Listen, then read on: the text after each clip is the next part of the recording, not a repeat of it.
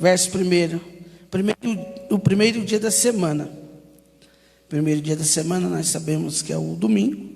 Primeiro dia da semana, Maria Madalena foi ao sepulcro de madrugada, sendo ainda escuro, e viu a pedra tirada do sepulcro. Correu, pois, e foi a Simão Pedro e a outro discípulo a quem Jesus amava, e disse: levaram o Senhor do sepulcro e não sabemos aonde colocaram. Então Pedro saiu com outro discípulo e foram ao sepulcro. E os dois corriam juntos, mas o outro discípulo correu mais apressadamente do que Pedro e chegou primeiro no sepulcro. Versículo 11. Maria estava chorando fora junto ao sepulcro, e estava ela, pois, chorando, verso 11, e abaixou-se para o sepulcro e viu 2 anjos, vestidos de branco, assentados aonde jacera o corpo, e Jesus e o cabeceira do outro lado dos teus pés. E disseram eles: mulher, por que choras? Mulher, por que chora? E ela disse: porque levaram o Senhor e não sei onde colocaram. E tendo dito isso, voltou-se para trás, viu Jesus os seus pés, mas não sabia que era Jesus. E disse Jesus: mulher, por que choras? Quem busca? E ela, cuidando que era o jardineiro, disse: Senhor, se tu lavaste, disse-me aonde puseste, eu levarei. E disse Jesus: Maria. Ela, voltando, disse: Rabone, que quer dizer mestre. E disse Jesus: não te detenhas, porque ainda não subi para o meu Pai, mas vai para os meus irmãos e diz que eu subo para o meu Pai, vosso Pai, o vosso Deus. Maria Madalena foi e anunciou aos discípulos que vira Jesus, ou que vira o Senhor em alguma tradução, e disseram: o que é isso?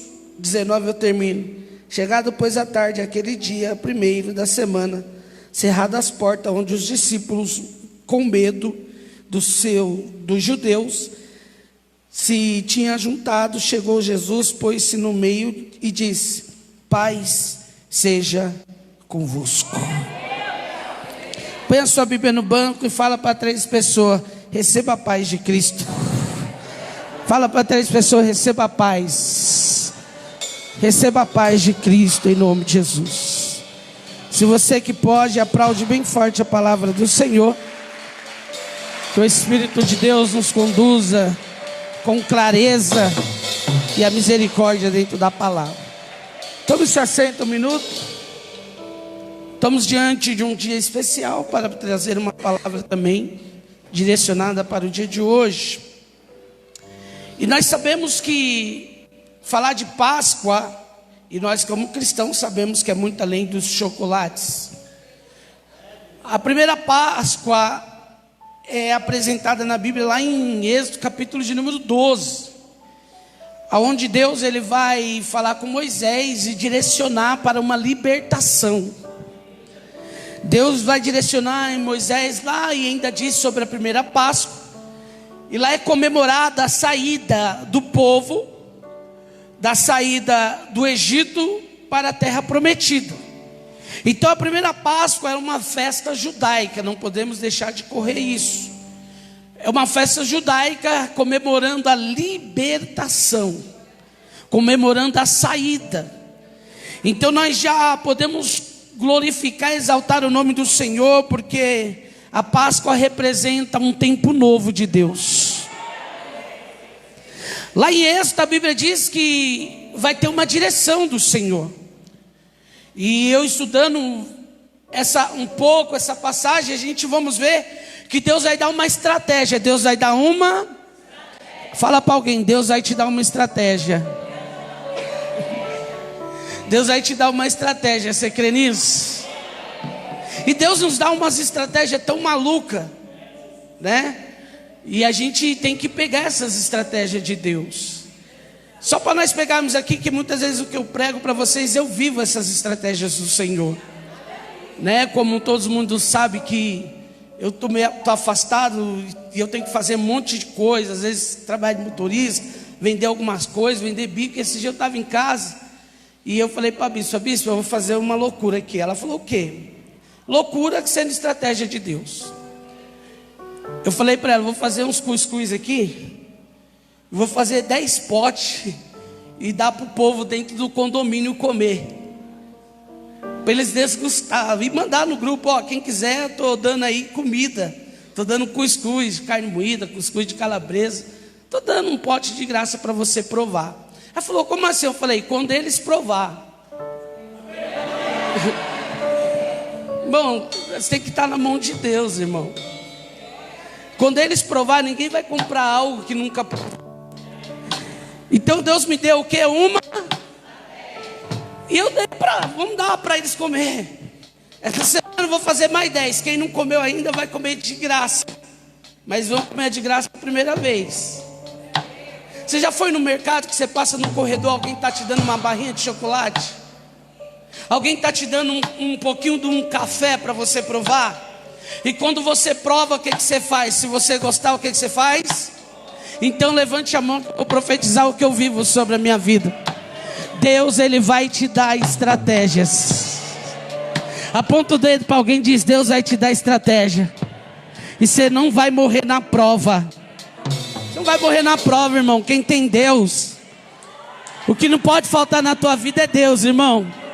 Pode faltar tudo, menos Deus. E nós temos que entender que aí Deus vai dar uma estratégia. Qual a estratégia?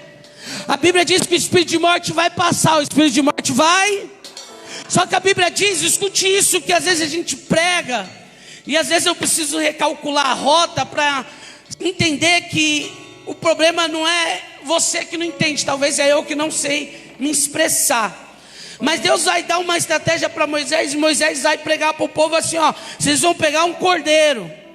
Vocês vão pegar um cordeiro, matar um cordeiro, e esse cordeiro, cada família, e você vai matar esse cordeiro pela sua família. Você vai fazer uma oferta pela tua família. Quem pode dar glória a Deus? Olha o poder da oferta. Ele diz assim, você vai pegar esse cordeiro, você vai matar pela tua família, catar o sangue, passar nos umbrais da porta. E quando o espírito de morte passar, a oferta que você entregou pela tua família, alguém já pegou? Eu vim profetizar em nome de Jesus, que a Bíblia diz que Deus, Ele libera uma direção para o povo, dizendo, na época da Páscoa, o espírito de morte vai passar, mas ele vai passar na tua porta, mas não vai entrar na tua casa, não vai tocar nos teus filhos, não vai tocar na tua família. Eu vim profetizar para alguém, que o próprio Deus, na época da Páscoa, Ele diz, vai ter uma luta, vai ter uma guerra, pode até choro, mas fora da tua casa, fora da tua... Olha já para alguém, diz, fora da tua casa vai ter o choro, mas lá dentro não. Então a primeira Páscoa, Deus, Ele dá estratégia, e Deus muda uma data, porque nós sabemos que a data judaica não é a mesma data que nós. Que nós vamos entender que a data dos judaica, ela vai começar no início de abril, onde eles comemoram aí um ano novo. Aí a Bíblia diz que Deus, vou repetir, Deus, Ele vai dizer assim, a partir desta data. Alguém pegou? Sabe o que Deus está dizendo? A partir dessa data é que Ele está dizendo, daqui para frente vai ser diferente. Eu tomo posse disso, Jesus. Se você não toma aí, eu tomo aqui. Eu vim pregar essa palavra para a tua vida, Deus dizendo, a partir desta data. Eita, Jesus! E eles vão comemorar o que? A saída da mão do inimigo, da mão. Eles vão comemorar um tempo novo, eles vão deixar de ser escravo. E Deus não chamou para você ser escravo, Deus chamou para você ser liberto. Por isso que o Senhor disse que nós somos livres. Tem alguém que é livre aqui? Nós não estamos presos em nada, nós somos livres. E nós vamos entender que a primeira Páscoa, eles comemoram até hoje essa saída do povo liberto do Egito. E nós cristãos, nós não comemoramos a saída do povo do Egito, nós comemoramos a ressurreição de Cristo. E nós sabemos que os próprios discípulos, eles vão perguntar lá em Lucas 22 para Jesus, dizendo: ô Jesus, aonde nós vamos comemorar a Páscoa? Aonde nós vamos comemorar? Então a Páscoa, ela é comemorada. E os discípulos vão ter um entendimento que a Páscoa se comemora ainda a saída do Egito. Só que Deus está dizendo: eu vou mudar a festa. Nós temos que entender isso para não confundir a mente. A primeira Páscoa comemorava a saída do Egito. Essa Páscoa agora vai comemorar não a saída, vai comemorar a ressurreição. Fala para o teu irmão: Deus vai mudar a festa. Fala para ele: a festa vai ser diferente. Você crê nisso em nome de Jesus? E os discípulos dizem: onde vamos comemorar a festa da Páscoa? Onde vamos comer? E Jesus diz: vão na cidade. E lá na cidade vocês vão encontrar um homem passando com um cântaro. Jesus está dizendo: já tem gente preparada, esperando. Você crê que você já tem gente preparada por Deus para a tua vida? Eu creio nisso, irmão. Eu creio. E a Bíblia diz: então vocês vão até ele e pegue este homem, chegando na casa dele. Procure para eles onde é esse salão de festa. Um salão de festa onde vai ter um salão onde colocará uma mesa muito grande. E nós vamos entender que nesta mesa agora vai ter o quê? A última ceia. Vai ter o quê? Então nós temos que entender que a Páscoa, Jesus vai começar a explicar lá na mesa. Jesus vai explicar lá na... Então Jesus vai começar a explicar lá na mesa. Então nós temos que entender que antes da festa da Páscoa, Jesus ele prepara a mesa. Só que nós temos que entender que essa mesa de Jesus, que ele vai ministrar a ceia, é a mesma mesa, é o mesmo período, é os mesmos cenários, que ele terá uma decepção nesta mesa, que é a decepção que é onde o traidor vai se revelar, aonde Judas, o Iscariotes, que sentava na mesa, ele vai sair. É onde Judas vai sair, é o período. Nós temos que entender que o período da Páscoa e o período da ceia, Jesus já está preparando, porque os discípulos dizem: aonde nós vamos comer a Páscoa? Aonde nós vamos comemorar a Páscoa? Aí Jesus faz a mesa, porque mesa se revela. Então depois da Santa Ceia, que somente João, que era próximo de Jesus, o seu líder, descobre que aquele que está saindo, não é que ele está saindo para comprar o que está faltando, ele está saindo porque ele é o traidor. Aí nós vamos entender que acabando essa mesa que é dentro do cenáculo, nós vamos entender que agora Jesus sai e Jesus vai orar. Jesus vai o quê? Porque Jesus sabe que está próximo de acontecer alguma coisa. Ele sabe que está chegando a hora dele ser entregue. Aí a Bíblia diz que Jesus vai para o Monte das Oliveiras, mais abaixo no Getsemane. Chegando Jesus no Getsemane, ele vai deixar os 3 discípulos e vai orar. Ali Jesus ele chora lágrimas de sangue.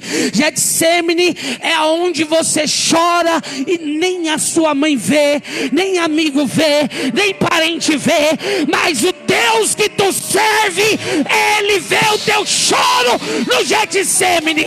Já olha para alguém, pega na mão dele e diz: Deus contempla o teu choro isolado. Ninguém pode ver, ninguém pode sentir, ninguém pode ter dor, mas o Senhor está dizendo: eu estou contemplando o choro no Getsemane. O choro no Getsemane é escondido. Até os discípulos que estavam com ele estão dormindo e não vê o choro. E o choro é tão doloroso que o choro é da alma, que as lágrimas que correm é de sangue. Ninguém está vendo, mas Deus está dizendo: tudo está no controle. Vou repetir: está oprimido, sabe aquele dia que você está oprimido, angustiado, o choro entalado, vontade de gritar, correr, jogar tudo para cima, e Jesus diz: calma, que você está dentro de um processo. Jesus estava dentro de um processo. Não tem como pregar sobre Páscoa sem passar pelo processo. Fala para alguém, você está dentro do processo. E o Getsemane é algo que nem todo mundo vê. O Getsemane é aquele choro isolado. E dentro do Getsemane, quem chega? A Bíblia diz que quem chega no Getsemane é quem conheceu o lugar. Quem é que leva os soldados no lugar conhecido? Quem sabe aonde Jesus ora? Quem é que sabe o lugar naquele monte que Jesus vai lá clamar? É quem já foi com ele, é quem já orou com ele. E a Bíblia diz que quem chega? Aquele que estava na mesa. Quem estava na mesa? Judas Iscariotes. Ele chega com os soldados. Nós conhecemos essa passagem. Quem não conhece, eu vou te lembrar. A Bíblia diz que ele chega, ele troca Jesus por algumas moedas, vende Jesus por algumas moedas, e a Bíblia diz que ali Jesus, ele vai ser preso. Mas a Bíblia diz que isso aqui nós temos que pegar, que no meio da prisão alguém se levanta. No meio da prisão, Pedro se levanta, puxa a espada, corta a orelha de Malco. Jesus pega a orelha de Malco, restaura a orelha de Malco. Jesus está ensinando: ei Pedro, deixa acontecer o que tem que acontecer, que faz parte do processo. Fala para alguém: vai acontecer o que tem que acontecer, porque faz parte do processo. E Jesus agora indo para a prisão, ele é julgado. Ele é o quê? Fala para o teu irmão: você é julgado todos os dias. Você é como Jesus, julgado todos os dias. E correndo com a mensagem, nós sabemos que Pilatos, ele vai olhar para aquele homem, vai olhar para Jesus e começar a questionar Jesus. Ele vai começar a fazer perguntas para Jesus. Mas a pergunta que Pilatos faz não é preocupado em ajudar Jesus, não é preocupado em tirar Jesus da prisão, é preocupado em saber. Porque tem gente que pergunta para você como você está, não é para te ajudar, é para saber qual é a situação que você se encontra. Aí a Bíblia diz que Jesus fica em silêncio. Jesus fica, porque nem toda pergunta merece resposta. E nós vamos entender agora que Jesus, ele vai ter uma das decepções. Porque o mesmo povo que Jesus fez milagre no meio deles, o mesmo povo que Jesus curou, o mesmo povo que Jesus abriu os olhos, o mesmo povo que Jesus multiplicou pão e peixe, agora é o mesmo povo que vai dizer: solta a barra, rapaz, e prende Jesus.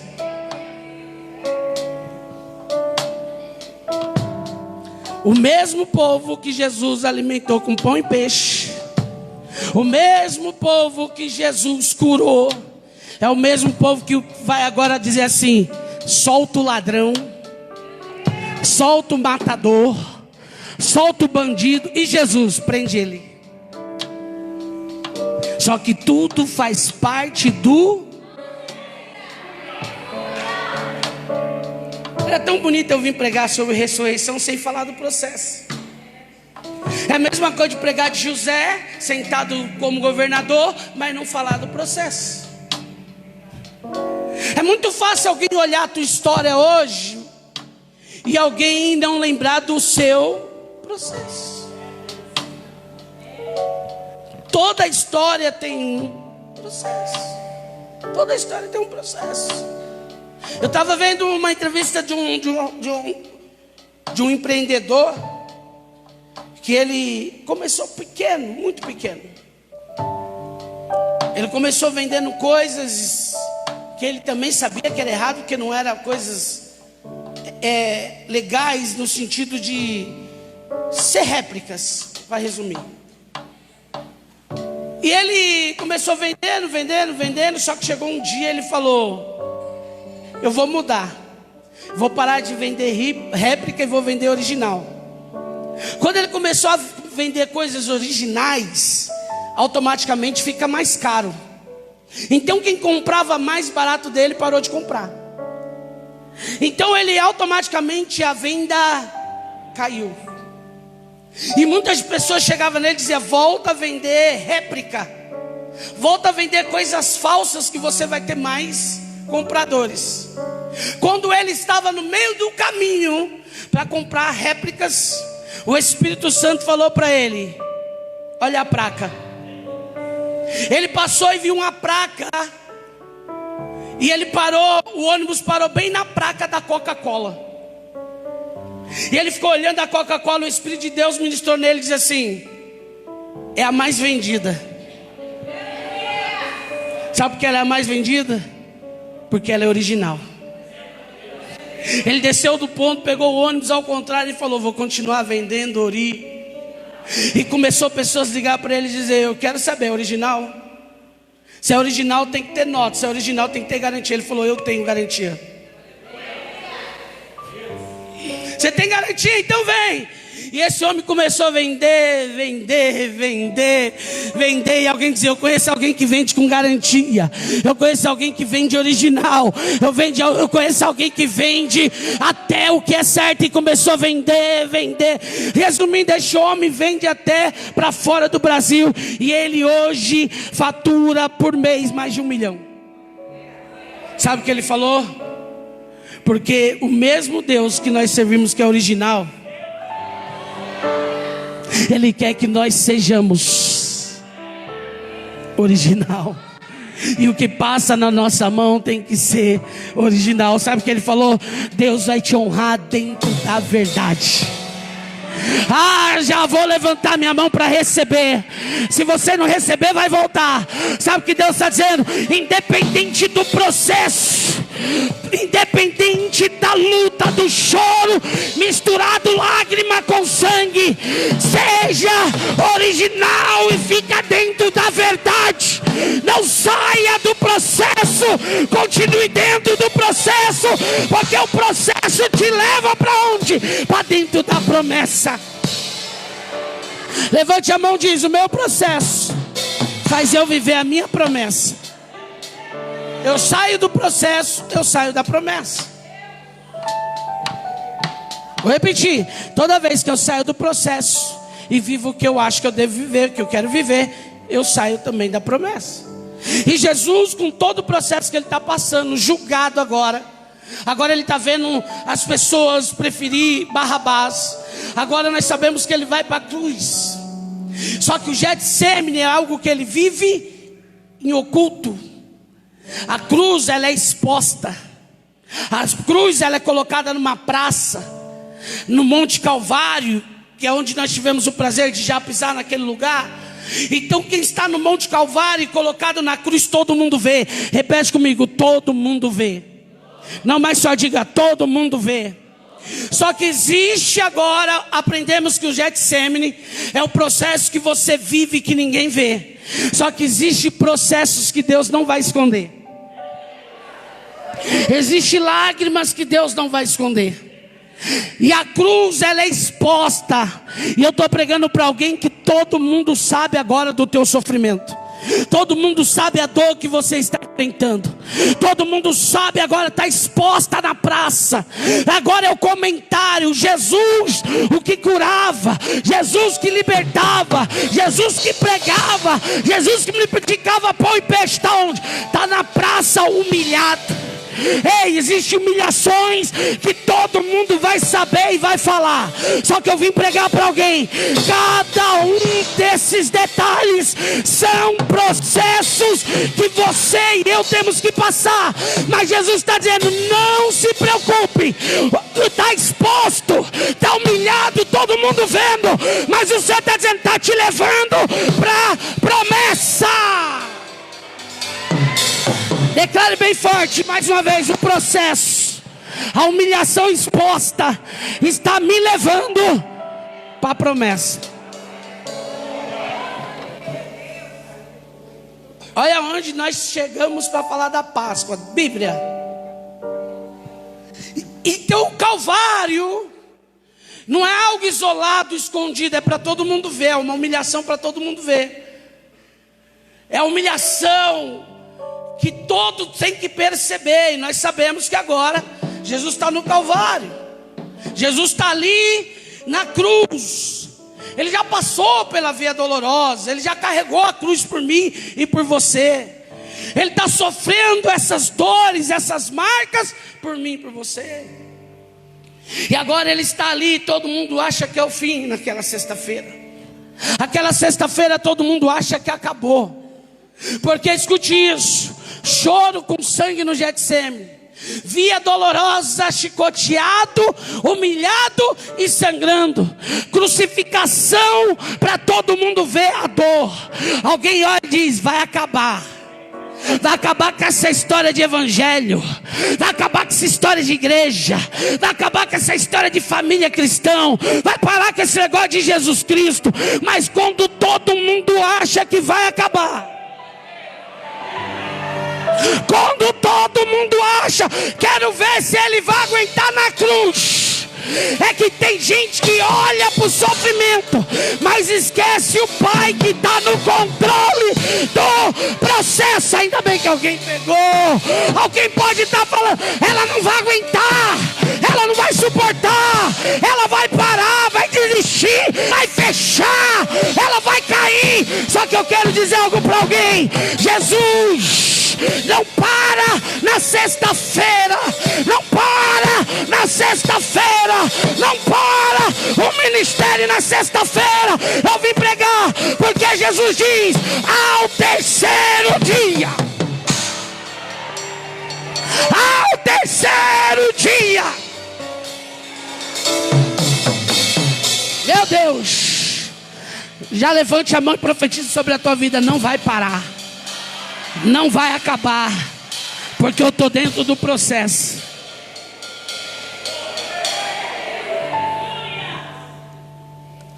E como nós vamos entender isso? Para Jesus chegar onde o Pai prometeu que ele ia chegar, ele tinha que passar por tudo isso. Quem não é espiritual não vai entender o processo. Quem não é espiritual vai ver pecado em tudo. Ah, Jesus está no pecado, Jesus errou, Jesus falhou, Jesus errou no pão e peixe, Jesus errou. Quem está na carne vai ver os erros, mas quem está no espírito vai dizer: não atrapalhe o processo, não. Fala para o teu irmão: não atrapalhe o processo. Quantos de nós queremos correr do processo? Vamos ser hipócritas. Quantos de nós queremos correr? Quantos de nós queremos fugir? Só que o detalhe é: quem olha Jesus sofrendo na cruz, não esquece que o Pai está dizendo assim: ó, era para você passar mesmo. E o que é para você passar, ninguém vai passar por você. Por que ninguém vai passar? Porque ninguém vai viver a sua promessa. Então a cruz, ela só não representa processo, mas ela representa cumprimento de uma promessa. Vou profetizar de novo para alguém: existem sofrimentos que vai revelar o cumprimento da processo na tua vida, da promessa na tua vida. Vou repetir: existe cruz, existe choro, existe sangramentos que vai revelar o cumprimento de promessas na tua vida. Você acha que você vai viver promessa só sorrindo? Então não é promessa de Deus, é a sua.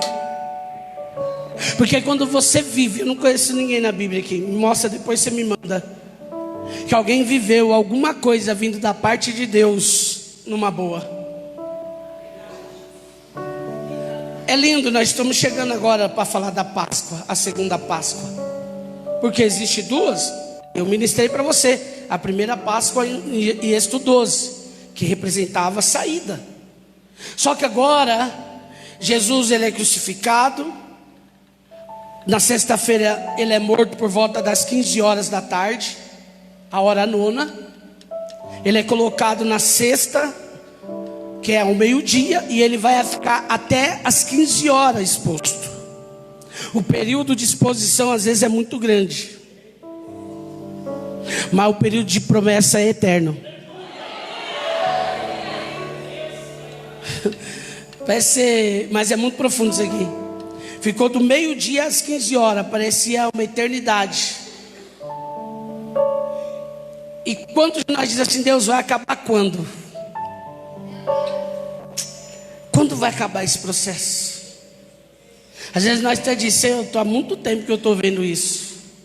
Muito tempo que eu estou ouvindo que vai acabar e não acaba. Só que nós temos que entender que a promessa, quando ela chega, ela é eterna. A promessa ela não é temporária. O que Deus vai te dar não é temporário. Vou repetir: o que Deus vai te dar não é temporário. Às 15 horas Jesus diz: está consumado. Existem 7 palavras que Jesus fala na cruz, que outro dia eu ministro sobre essas 7, que eu já marquei lá. Jesus falando com os ladrões na cruz, Jesus falando com o Pai.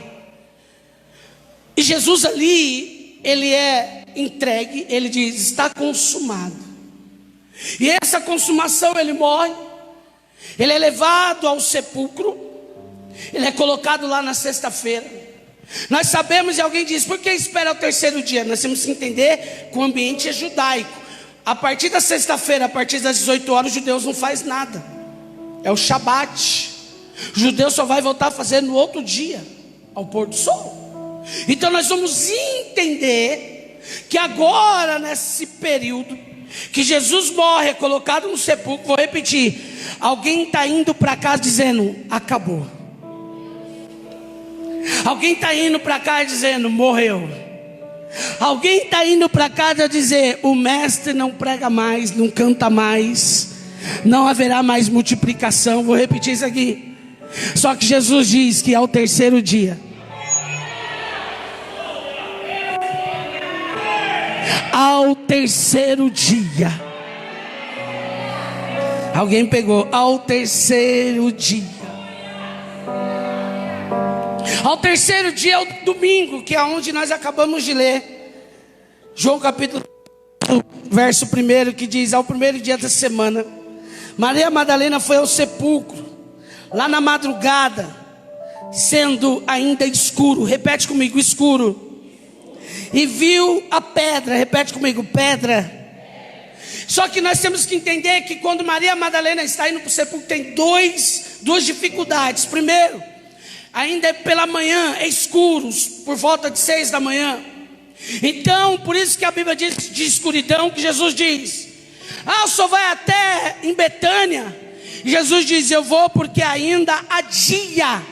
Porque quando chegar a escuridão, o que representa escuridão? Dificuldade. Só que aqui está dizendo assim que tem duas dificuldades. Qual duas? Dificuldade, escuridão e pedra.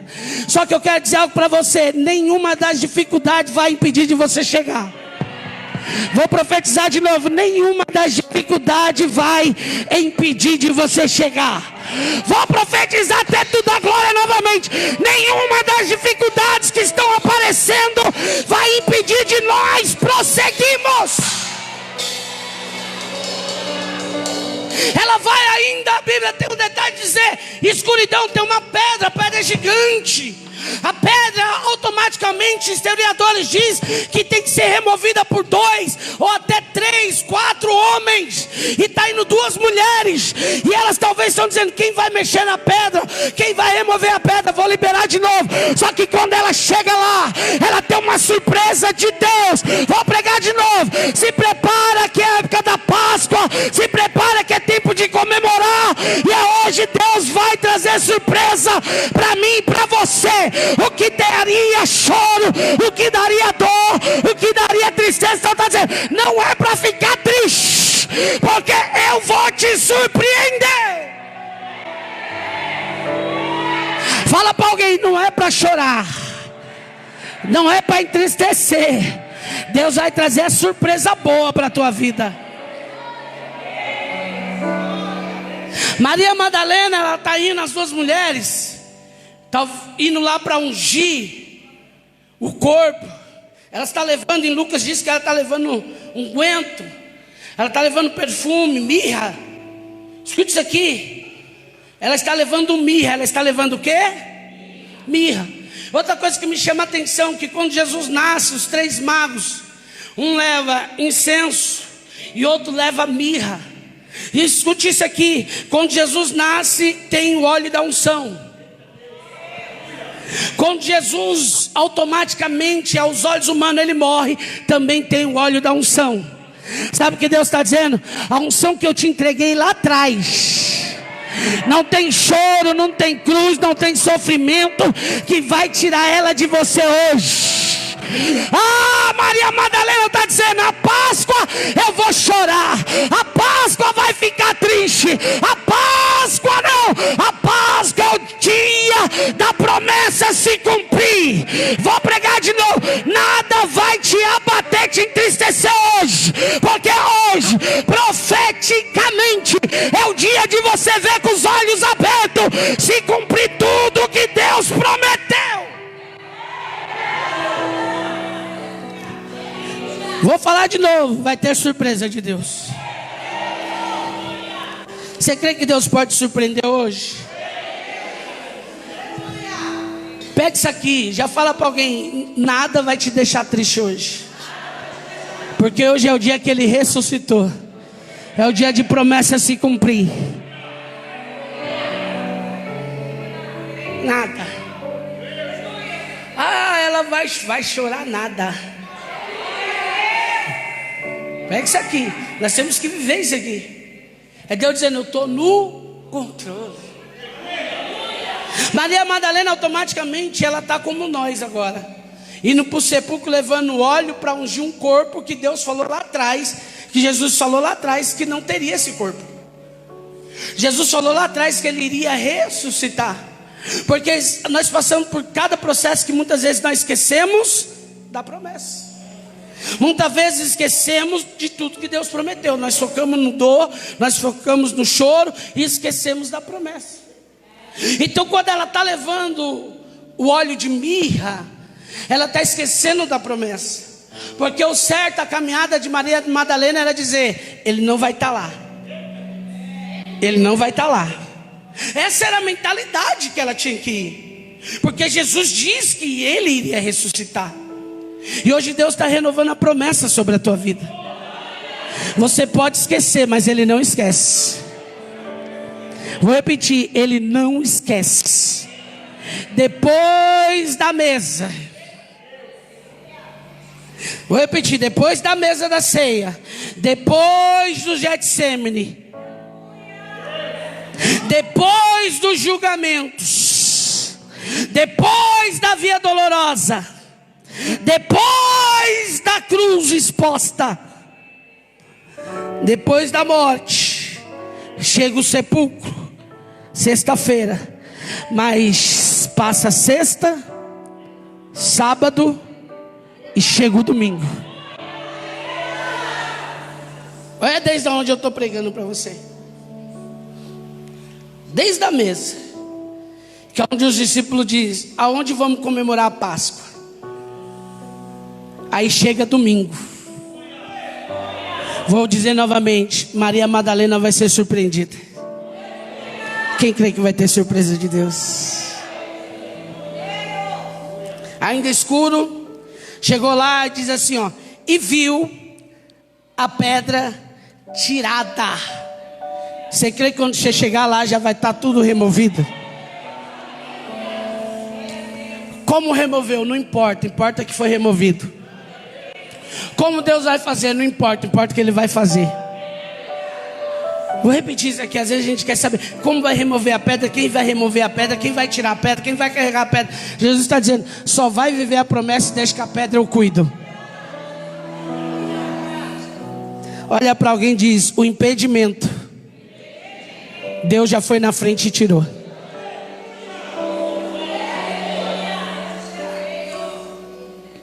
Por que ela chegou lá, a pedra estava removida?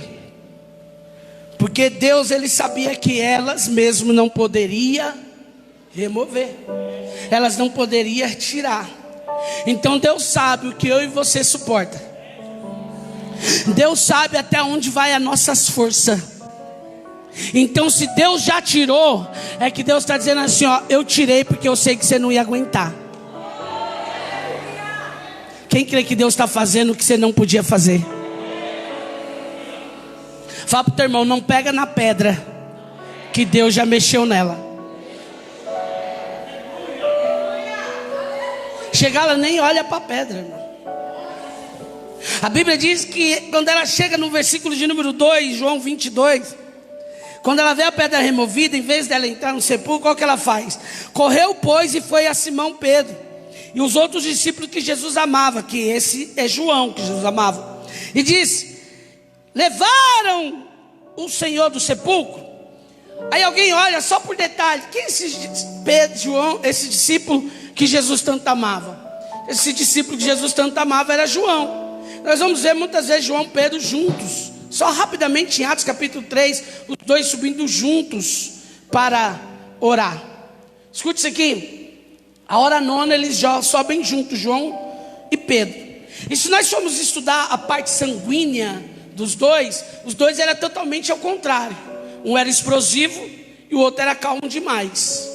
Lá em Atos 3, não é os discípulos que faz, não é os dois discípulos que faz o milagre. O milagre é através de Pedro, que Pedro é mais ousado, Pedro é o mais falador, João é mais calmo. Aprende isso. Os dois andavam juntos, os dois eram tão diferentes. Nós temos que aprender a andar com pessoas que são diferentes da gente. Isso aqui é só para nós aprender. Nós temos que aprender a conviver com pessoas explosivas. Ah, eu sou calmo. Não é porque você é calmo, todo mundo vai ser calmo. Não é porque você é explosivo, todo mundo tem que ser explosivo. E muitas vezes Deus coloca pessoas na tua vida para trazer o equilíbrio. É igual um casal. Amigos é igual um casal que convive junto e eles são de... Ou não é diferente? Já pensou os dois calmos? Já pensou dois casal calmo? Pensa comigo, dois casal calmo. Choveu onde? Choveu, não choveu? Algumas casas alagaram. Aí o calmo olha para o outro calmo e diz assim: tá enchendo a sala de água. Aí o outro calmo diz assim: daqui a pouco eu vou lá tirar.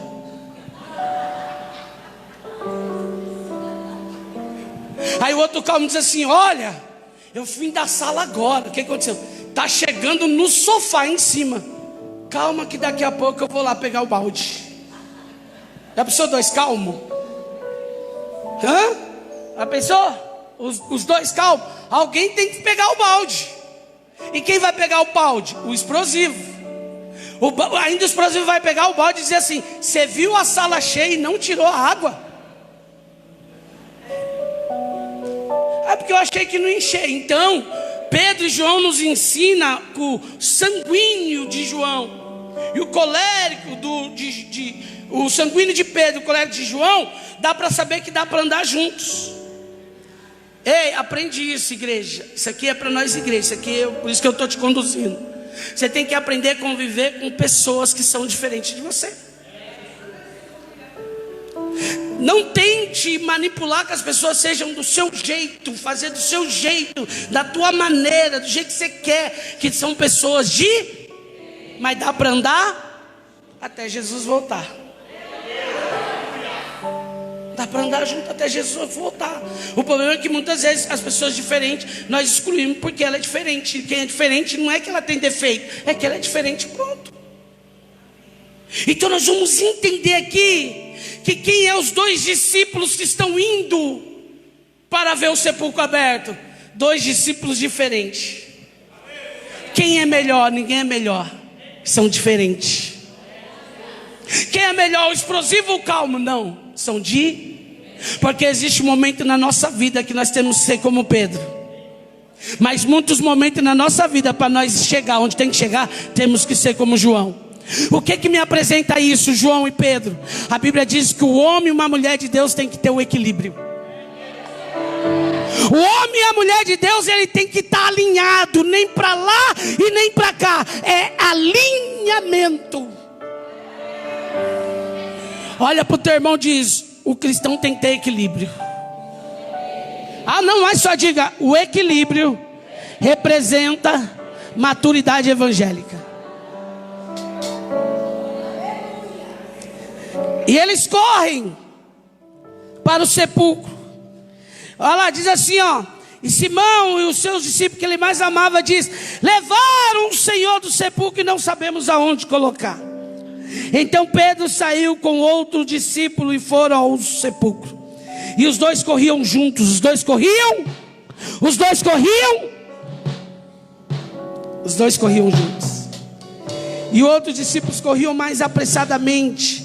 E Pedro chegou primeiro ao sepulcro. Abaixando, viu no chão os lençóis e todavia não entrou. Chegou, pois, Simão, que seguia, entrou no sepulcro e viu no chão os lençóis. Escute isso, que eu te dei o exemplo do balde. Quem chega primeiro? João. Por que chega João primeiro? Porque João era mais novo, se nós formos entender. Só que João chega e não entra. Acalma, João. A porta está aberta. Tiraram a pedra. Enquanto João estava vendo o detalhe, Pedro chega correndo e: cadê meu Jesus? Cadê?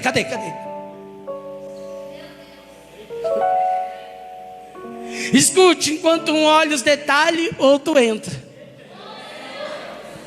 Escute isso aqui que é muito poderoso. Quando eles entram, eles levam um susto procurando o corpo. Só que quando o corpo não está ali, representa o quê? Que tudo que Deus falou, tudo que Jesus prometeu, eita, se eu fosse você, eu levantava as duas mãos para receber. Não tem nada errado, Pedro. Não tem nada errado, João.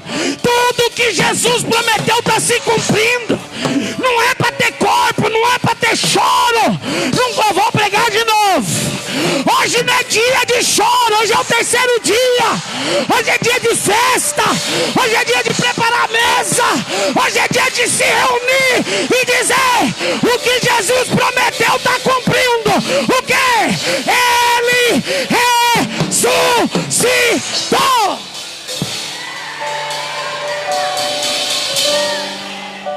Fala para mim bem forte: não tem nada errado.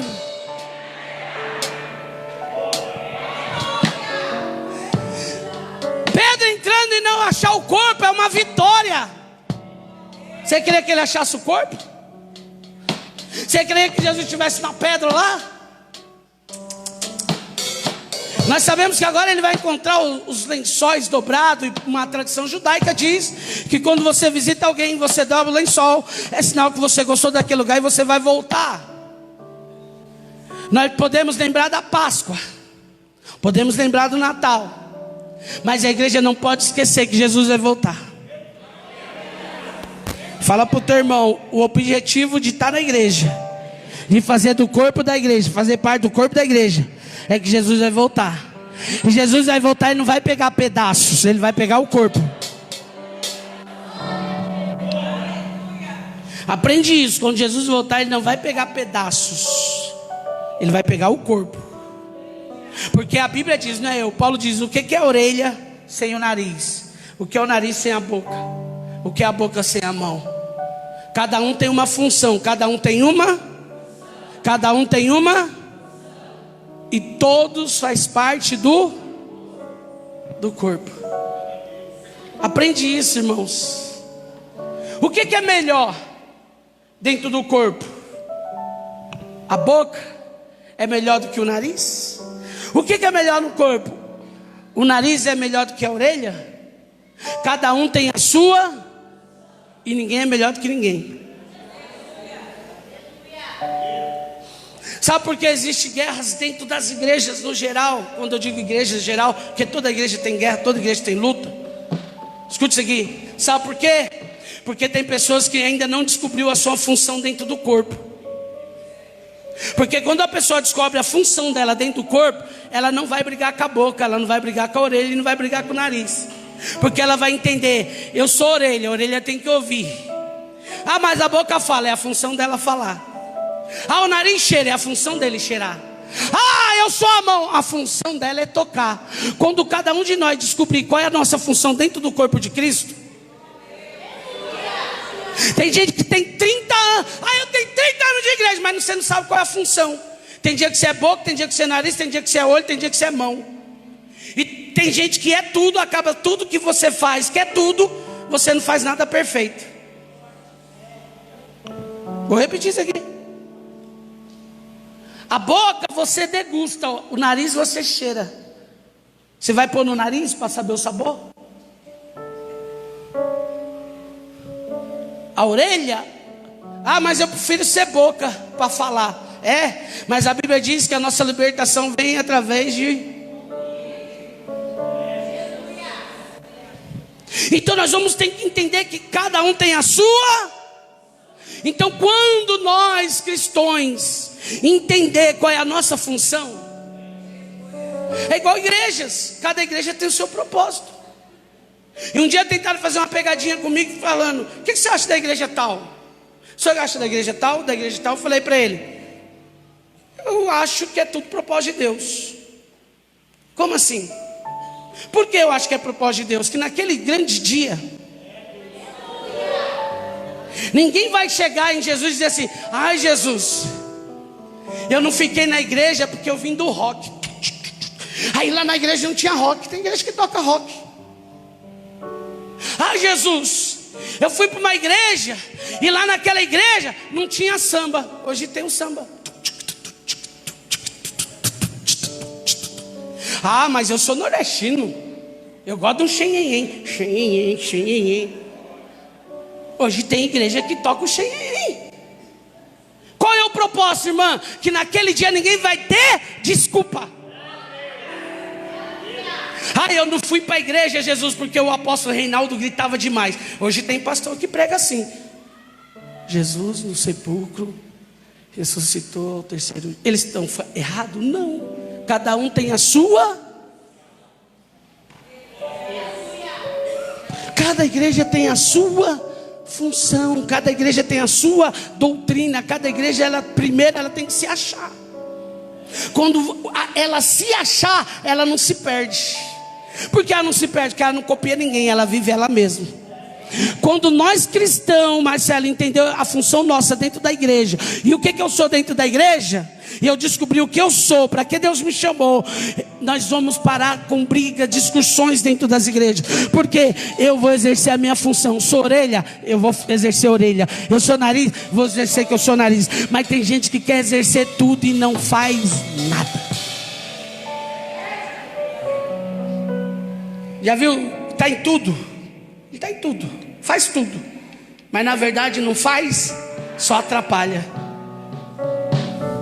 Porque se eu for usar a mão onde eu tenho que usar o pé, eu vou atrapalhar. Se eu for usar o pé onde eu tenho que usar a mão, eu vou atrapalhar. Escute isso aqui. Quem faz comida sabe. Tem coisas que você vai ter que colocar a mão, meu filho. Tem jeito. Tem coisas que você vai usar a mão. Você vai amassar a massa do bolo com o pé? Cheio de frieira? O que você vai acontecer? Vai atrapalhar? Vai atrapalhar. Olha que tremendo isso aqui. Isso aqui é um ensinamento. Eu vim pregar e eu estou mudando a minha rota. Eu estou pregando mensagens pastorais. Sabe por quê? Para ver se nós mudamos. Eu estou recalculando mesmo minha rota.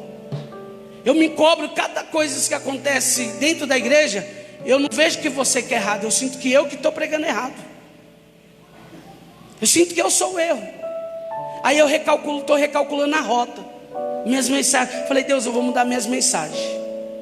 Vou começar a trazer só mensagem de pastor mesmo, direcionando você para ser um pai melhor, uma mãe melhor, um homem melhor, um cristão melhor. Ninguém vai dar glória? Eu ser um pastor melhor. Eu estou recalculando, e por isso que eu estou dizendo.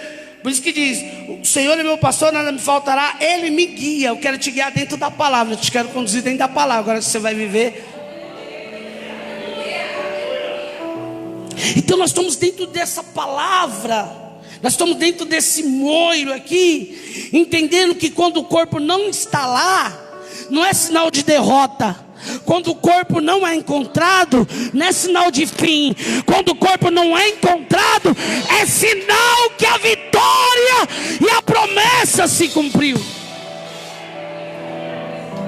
Escute. Aí eu vou para o verso 11 e já vou correr para a última parte da mensagem. Então diz assim: Maria estava chorando. Maria estava... Pergunta para o seu irmão: você está chorando por quê?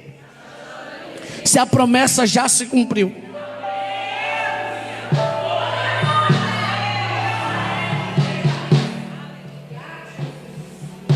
Um detalhe: Maria está chorando sem estar no sepulcro. Ela só está chorando porque a pedra foi removida. Nós acabamos de ler que ela nem entrou. Quando ela viu a pedra removida, em vez de ela entrar para ver se o corpo estava lá, ela correu para chamar Pedro e João. Deixa eu dizer para alguém que não chora pelo que você está vendo, mas se alegra pelo que você vai viver.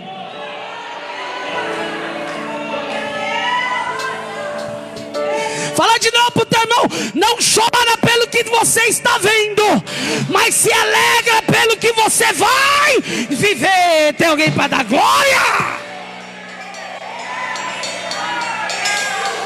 Às vezes nós estamos atrelados e amarrados pelo que nós estamos vendo. E Deus está dizendo: que você está vendo não é nada disso. A história não é essa que você está vendo. A história não é ai, acabou nada. Só se você quiser pôr um ponto final. Você pôr um ponto final. Ah, mas já viu alguém que diz assim, ó: isso aqui eu vou falar para você como pastor. Ah, eu orei a Deus e Deus mandou eu parar. Mas foi Deus que você ouviu? Foi Deus. Tem certeza? Tenho. Então se é Deus, quem sou eu para falar para você continuar?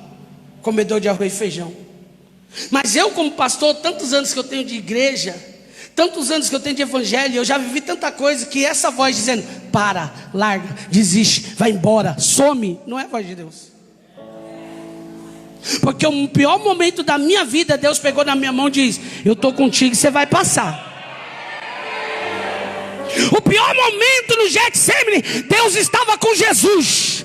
No pior momento da cruz, Ele estava com Jesus. Eita, alguém pegou. E dentro do sepulcro, quando alguém colocou uma pedra e diz: é o fim, Jesus foi lá e removeu a pedra e diz: está apenas começando. Para de colocar um fim aonde Deus não mandou colocar fim. E o final sempre é ruim de todos, infelizmente. Infelizmente é essa a história. Estou falando para você, sinceramente. Todos que, Deus que mandou. Lá no final você vai ver que Deus não está nem nesse negócio. Escute isso aqui. Ela está chorando. A Bíblia diz que ela chora. E diz assim, ó, ela chora, chorando fora, junto ao sepulcro. Estando ela, pois, chorando, abaixou-se. Ó, primeiro ela chora, depois ela abaixa. Abaixou-se para o sepulcro. Olha lá, escuta isso aqui. Quando ela chora fora, primeiro ela chora, depois ela abaixa. Por que ela abaixa? Eu já estive lá, pela misericórdia de Deus, e os sepulcros de lá não é como aqui, que desce na terra. Não é como alguns que colocam na gaveta. É como uma caverna. E essa caverna muitas vezes tem uma porta e você tem que abaixar para entrar. Quem entendeu diz amém. Aí você tem que abaixar. Só que primeiro, antes dela ver, ela começa a chorar. Porque se ela abaixa antes, não teria choro. Vou repetir, dentro da Bíblia, irmão. Eu estou pregando Bíblia, é que eu vou repetir. Primeiro ela chora, depois ela abaixa. Se ela tivesse abaixado primeiro, ela não tinha choro. Por quê? Ela ia ver 2 anjos lá dentro. Então Deus está dizendo: para de choro e abre a visão. Pega na mão de alguém, aperta e diz: para de choro. Não, chacoalha, ele diz: para de choro e abre a visão. Isso aqui é profundo, hein? Tem muita gente chorando com a visão fechada. Para de choro, de reclamar, de murmurar. Morreu, sumiu o corpo, sumiu nada. Muitas vezes não é nem o que você fala, é o que nós falamos. Nem é o que nós pensamos. Ela está achando: levaram o corpo, levaram nada. Acabou nada. Põe a mão no teu coração mais forte, diga assim: o choro vai sair e Deus vai abrir minha visão.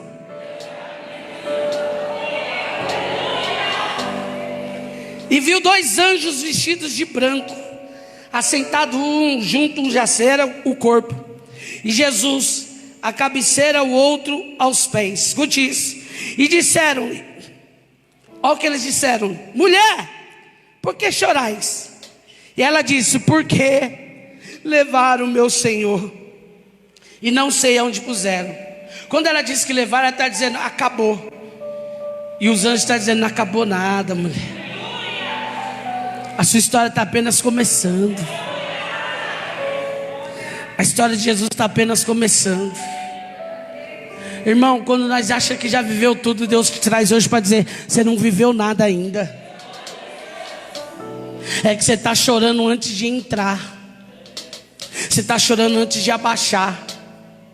Você está dizendo que acabou antes de abaixar e ver o que eu tenho para você. Olha que tremendo. E tendo dito isso, voltou-se para trás, olha lá, e viu Jesus aos pés, mas não sabia que era Jesus. Sabe por que ela não sabia que era Jesus? Porque a agonia, a angústia e o esquecimento da promessa perde a visão. Perde o quê? Perde o quê? Irmão, em nome de Jesus, crentes, perder a visão é terrível. Jesus está do lado e não está vendo que é Jesus. Jesus está do lado, dizendo: estou aqui, Maria Madalena. Porque perdeu a visão. Você sabia que quando você está fraco, escute isso aqui, só para nós pegar rapidamente. Quando nós somos fracos espiritual, todo mundo tem essa fase de fraco espiritual. Ninguém é super crente não, é mentira. Aquele dia que você quer entrar na caverna como profeta mesmo. Aquele dia que se puder você ir para o deserto. Oh, vamos ser sinceros, quem nunca falou assim: eu estou com vontade de sumir? Esse dia é dia de fraqueza. Mas a Bíblia diz: quando você pensa que você está fraco, aí que você está. Mas olha só como é nosso dia de fraqueza. Deus, primeiro você já está falando com Ele. Não é assim? Olha o nosso dia de fraqueza. Deus, eu quero ir embora. Deus, não estou aguentando mais. Deus, num dia de fraqueza você está falando com Ele. Não é uma loucura? Deus, eu quero desistir. Quer desistir falando com Ele? Por isso que a Bíblia diz: quando você pensa que está fraco, aí que você está. Aí você ora todo dia de joelho. Você fala: Deus, eu estou numa batalha que nem ajoelhar hoje eu não vou. E Deus está dizendo: tá bom, estou te ouvindo. Então quando nós pensamos que estamos fracos, é que nós estamos fortes. Só que o pior não é estar fraco, o pior é perder a visão. Porque a visão vai te levar em caminhos. E o salmista diz que caminhos que levam ao abismo, e um abismo te leva a outro. Por isso que é melhor andar 2 do que 1. Porque quando um está fraco, o outro. Quando um cai, o outro lê. E agora quando os 2 estão caídos?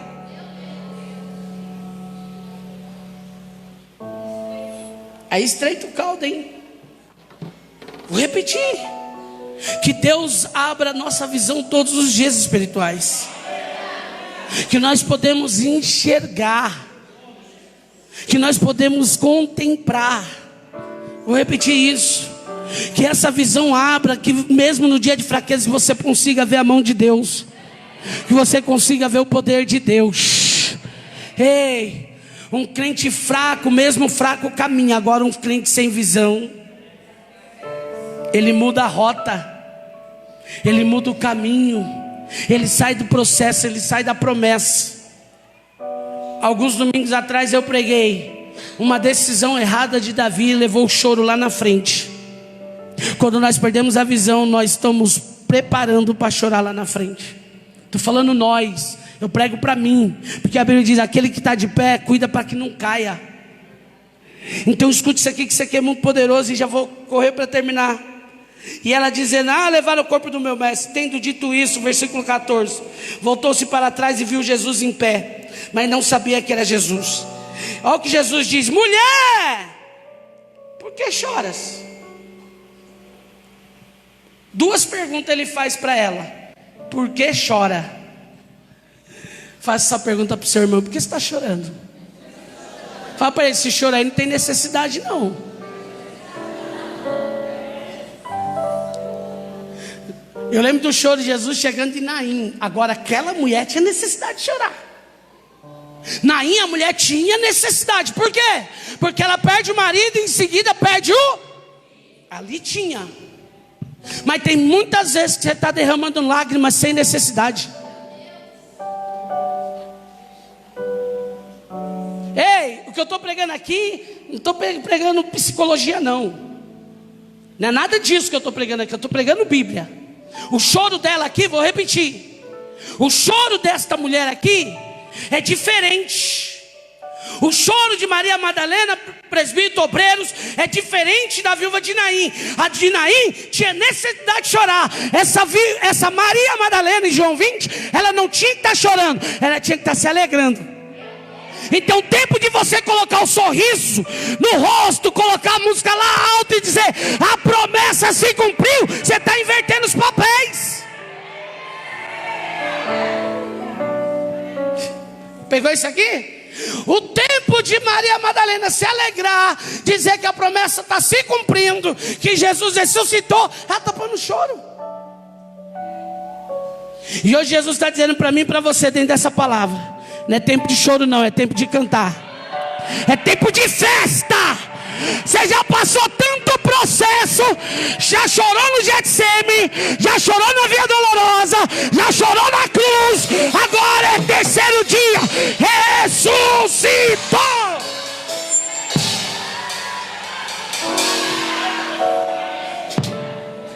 Olha o que Jesus está pensando. Por que chora? Sabe o que ele está dizendo? Tem motivo para chorar não. Não tem motivo? Fala para o teu irmão: você não tem motivo para chorar.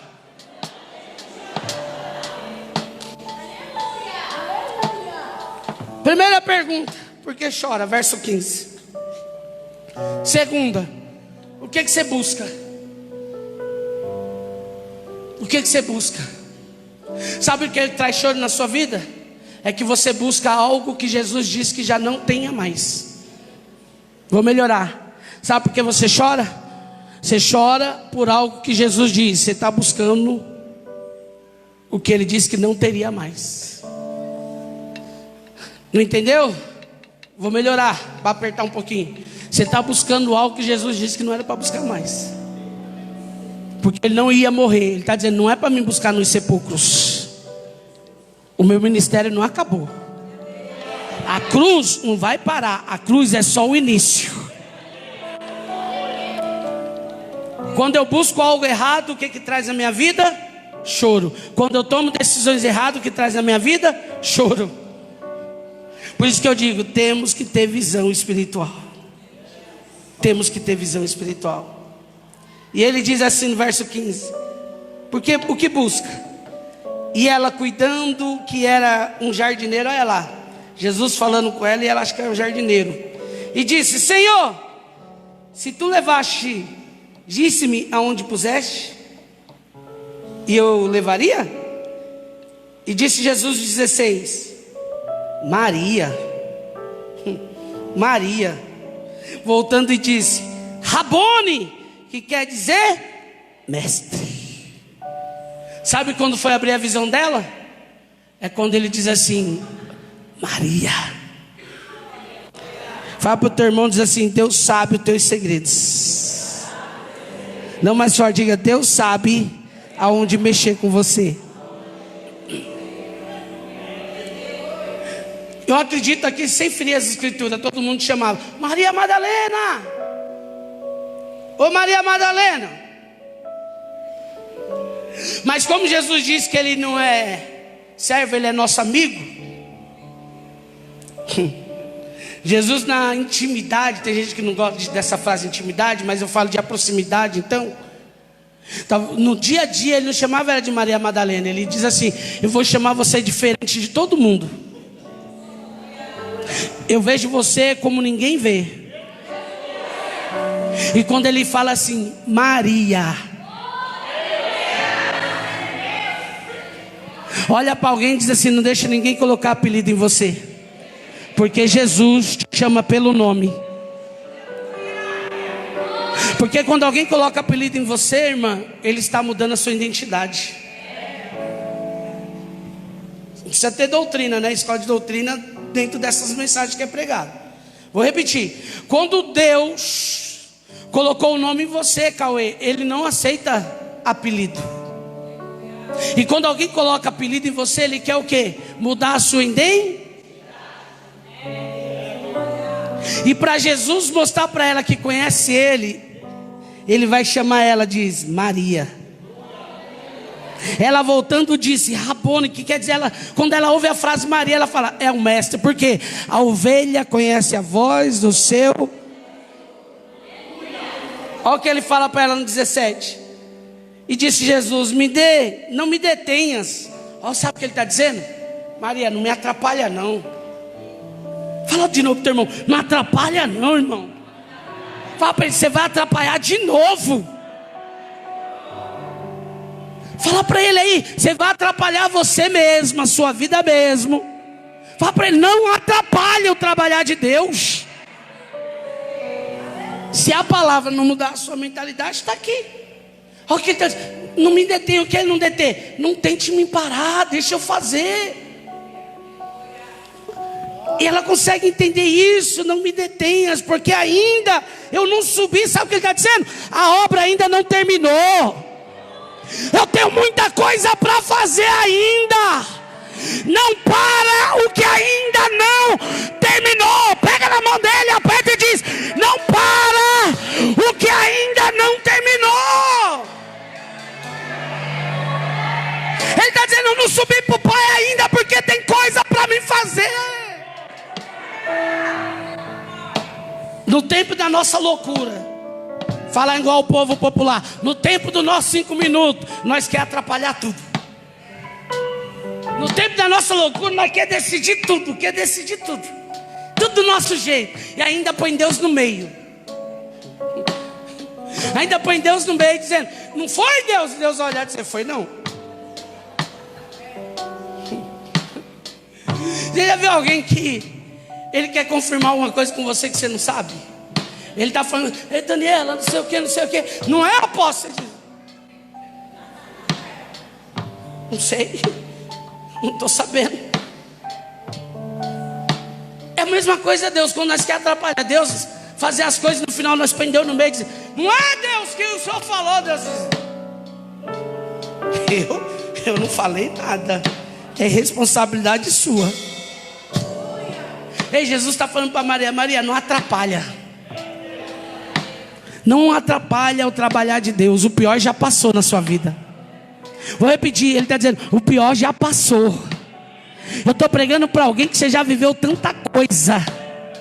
Agora é tempo, a Páscoa significa o tempo da promessa, o tempo da ressurreição. Sabe o que significa a ressurreição? A igreja de Jesus, só para você pegar essa frase, ela era grande? Era. Mas depois da ressurreição cresceu mais ainda. Eu vim pregar para alguém, só quem pegou, eu só falo uma vez. Depois dessa luta e dessa dificuldade, você vai crescer mais ainda. Meu Deus, hein? Fala pro teu irmão, não atrapalha, hein?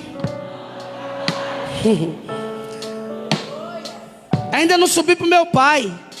Olha o que ele diz, mas vai para os meus irmãos e diz que eu subo para o meu pai, e o vosso pai, o meu Deus, é o vosso Deus.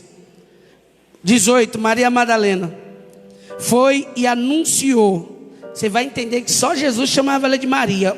A Bíblia chama ela de Maria Madalena. Foi e anunciou aos discípulos que vira ao Senhor. Disse, olha o que ele disse no verso 19: é chegado pois a tarde daquele dia, o primeiro da semana, cerradas as portas, aonde os discípulos com medo. Vai chegar uma boa notícia na hora do medo. Vai chegar uma boa notícia na hora da dificuldade. Vai chegar uma boa notícia na hora da aflição. Eu vou pregar para alguém: essa Páscoa tem coisa boa chegando. Que tinha juntado, chegou Jesus e pôs-se no meio e disse: paz seja convosco. O que aquela casa precisava? Paz seja convosco. O que os discípulos precisavam naquela Páscoa? Paz seja convosco. O que os discípulos precisavam na Páscoa? Que a paz reinava dentro dos corações deles. Fique de pé, termino. 11h40, já termino. Escute, abre as suas mãos. Já vou orar e terminar. Mas eu vim dizer que não acabou. Depois de tudo que Jesus passou, foi o maior crescimento da igreja. Depois de tudo que Jesus passou, foi aonde o nome dele foi mais anunciado.